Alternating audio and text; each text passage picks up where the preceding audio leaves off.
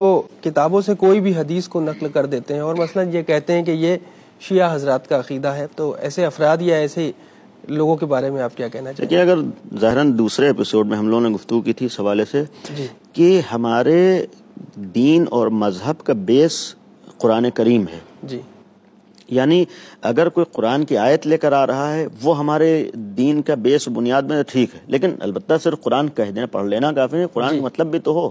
پہلی چیز یہ. دوسری طرف یہ ہے کہ قرآن کے علاوہ کوئی بھی کتاب ہمارے یہاں 100% صحیح کا درجہ نہیں رکھتی ہے. بے شک. یعنی ہمارے ہاں کسی بھی عالم نے یہ دعویٰ نہیں کیا ہے کہ مثلا قرآن کے علاوہ فلاں کتاب 100% صحیح ہے. مثلا اصول کافی اہم ہے، لیکن کسی نے دعویٰ نہیں کیا کہ جو بھی اس میں لکھا ہے لفظ ب لفظ وہ صحیح ہے یا ہمارا وہی مذہب ہے، ہمارا وہی دین ہے. ضروری نہیں ہے ایسا.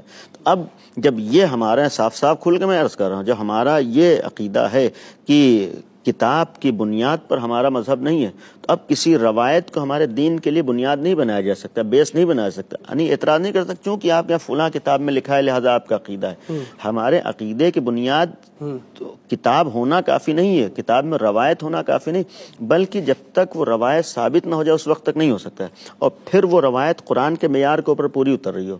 یعنی قرآن کا جو اصول ہے، قرآن کا جو قانون ہے، قرآن کا جو اپنا ایک معیار ہے، اس معیار پر پوری طرح اس کے خلاف بھی نہ جا رہی ہو، تب ہمارے یہاں مانتے.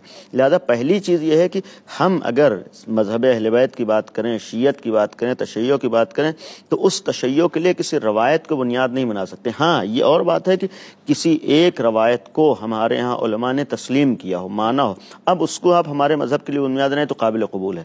لیکن جب تک ہمارے علماء نے اس روایت کو صحیح نہ مانا ہو، اس روایت کو تسلیم نہ کیا ہو، صرف کتاب میں لکھی ہونے کی بنیاد پر آپ ہمارے مذہب کے لیے دلیل نہیں بنا سکتے. آپ اس روایت کو بیس بنا کر ہمارے مذہب پر اعتراض نہیں کریں، چونکہ ہمارے یہاں یہی اعلان ہے کہ بھائی ہمارے ہاں روایات پہ مذہب نہیں ہے. پہلے روایت کا ثابت ہونا، تو وجود روایت کافی نہیں ہوتا ہے، لکھا ہونا کافی نہیں ہے، بلکہ جب تک صحیح. آج ہمارے ہاں جو صورتحال ہے، بہت سے نوجوان بھی بہت سی اپنی فکر والی چیزیں ثابت کرنے کے لیے روایات کو لے کے آتے ہیں کہ بھئی فلاں روایت موجود ہے، فلاں کتاب میں لکھی ہے. بھئی کب ہمارے دین کی بنیاد کتابوں کے اوپر ہے، صرف روایات کے اوپر نہیں. پہلے صحیح تو ثابت ہو. صرف آپ فلاں کتاب کا حوالہ دے دیجئے کہ فلاں روایت میں لکھی، یہ کب ہو سکتا ہے؟ نہیں، وہ روایت صحیح بھی ہے، صحیح نہیں ہے. اسی لیے بات ہوئی تھی کہ اس چیز کو کون بتائے گا؟ مجتہد بتائے گا، عالم بتائے گا.